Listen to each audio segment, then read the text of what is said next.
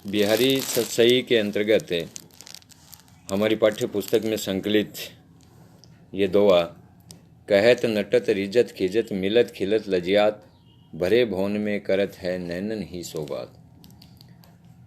प्रस्तुत दोहा बिहारी सतसई से अवतरित है। इसमें कवि बिहारी ने नायक और नायिका के नेत्र संकेतों और लज्जा आदि का वर्णन किया है। इसमें श्रृंगार रस के अनुभवों की सुंदर व्यंजना हुई है। एक सखी दूसरी सखी से कहती है कि नायक और नायिका भरे भवन के भीतर ही सब व्यक्तियों के सामने नेत्रों के संकेत से ही बात कर रहे हैं। नायक नेत्रों के संकेत से अभिसार का प्रस्ताव करता है तो नायिका नट जाती है, मना कर देती है। नायिका के मना करने की कला देखकर नायक उस पर रीझ उठता है, परंतु इससे नायिका को और भी खींच होने लगती है। इस तरह संकेत करते रहने से जब उन दोनों के नेत्र प्रेम से मिल जाते हैं तो वे प्रसन्न हो जाते हैं, परंतु वहाँ अन्य लोगों को देखकर उन्हें लज्जा भी आने लगती है। बिहारी ने यहाँ कल्पना की समाहार शक्ति का बहुत ही सुंदर परिचय दिया है। कल्पना की समाहार शक्ति वहाँ होती है जहाँ थोड़े से शब्दों में बहुत सी बातें कह दी जाती हैं, वहाँ कल्पना की समाहार शक्ति होती है। इसमें श्रृंगार रस के अनुभवों की कुशलता से व्यंजना की गई है। इसमें कवि की श्रृंगारी प्रवृत्ति का पता चलता है। प्रस्तुत दोहे में विभावना तथा अनुप्रास अलंकार है। अगला दोहा नेह न नैननु को कछु उपजी बड़ी बलाई नीर भरे नित पड़ती रहे तऊ न प्यास बुझाई। बलाई मानी रोग। प्रस्तुत दोहा बिहारी सतसई से अवतरित है। इसमें कोई पूर्वानुरागिनी नायिका अपनी सखी से कहती है कि उसके नेत्रों की व्यथा का अंत नहीं है।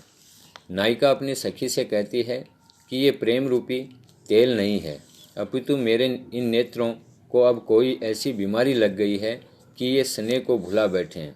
यद्यपि इन नेत्रों से निरंतर अश्रुपात होता रहता है और ये पानी से भरे रहते हैं, फिर भी इनकी प्यास अर्थात प्रिय दर्शन की तृषा नहीं बुझती है। इसमें विशेष बात यह है कि शरीर शुद्धि के निमित्त वैद्यक में पंचकर्म के अंतर्गत रोगी को तेल या घी पिलाया जाता है। यदि इसे पीने में कुछ व्यतिक्रम हो जाता है तो रोगी को तृषा लगती है, यानी प्यास लगती है। तब उसका पेट पानी से भरा रहने पर भी प्यास बनी रहती है। यही बात नायिका ने अपने नेत्रों के विषय में कही है। वस्तुतः है नायक कृष्ण का रूप गत्यात्मक है, अतः उसका एकदेशीय दर्शन करना असंभव है। इस कारण नायिका के नेत्रों को प्रिय दर्शन की प्यास शांत नहीं हो पाती। अनुप्रास तथा विशेषोक्ति अलंकार का प्रयोग इस दोहे में हुआ है। पाई महावर देन को नाइन बैठी आई फिरी फिरी जानी महावरी एड़ी मीड़ती जाई। प्रस्तुत दोहा बिहारी सतसई से अवतरित है। इसमें कवि ने नायिका की एड़ियों के सौंदर्य का वर्णन किया है। कोई दूती नायक से नायिका की एड़ियों की स्वाभाविक लाल रंग के विषय में कहती है कि नाइन उस नायिका के पैरों में महावर अर्थात मेहंदी लगाने के लिए बैठ गई। उस नायिका की एड़ियाँ भी महावर की भांति ही लाल थीं, अतः वह भ्रम में पड़कर उसकी एड़ियों को ही महावरी समझकर मलती जा रही है। कुलीन परिवारों में नाइन के द्वारा स्त्रियों के मेहंदी लगाने की परंपरा की ओर कवि ने संकेत किया है। इसमें भ्रांतिमान अलंकार का प्रयोग हुआ है।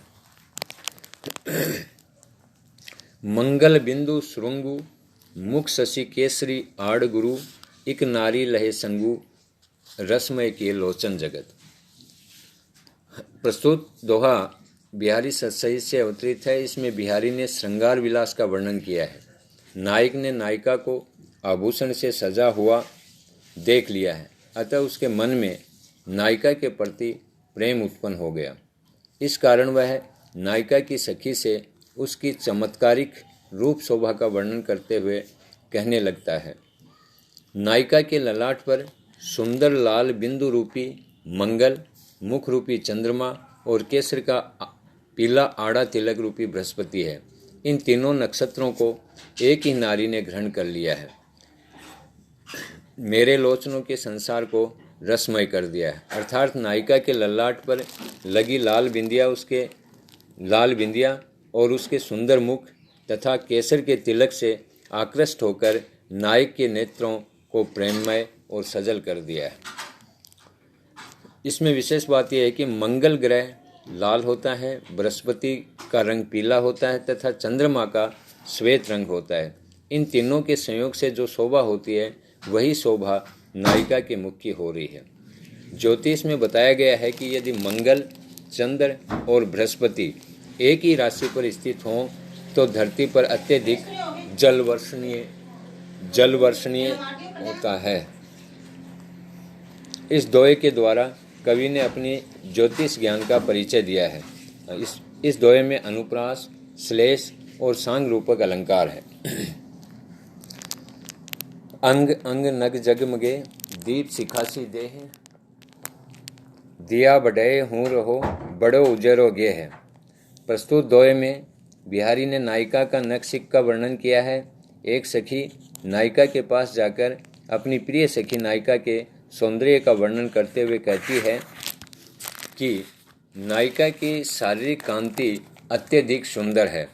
उसके अंग प्रत्यंग पर नग नगीनों से जड़ित आभूषण है, जिसकी कांति से उसका शरीर दीप शिखा के समान चमक रहा है। इस कारण घर में दीपक बुझने पर भी अत्यधिक प्रकाश रहता है। अर्थात दीपक के बुझ जाने पर भी नायिका की शारीरिक कांति से घर में प्रकाश हो जाता है। महाकवि कालिदास ने भी नायिका की देह की उपमा दीप शिखा से दी है।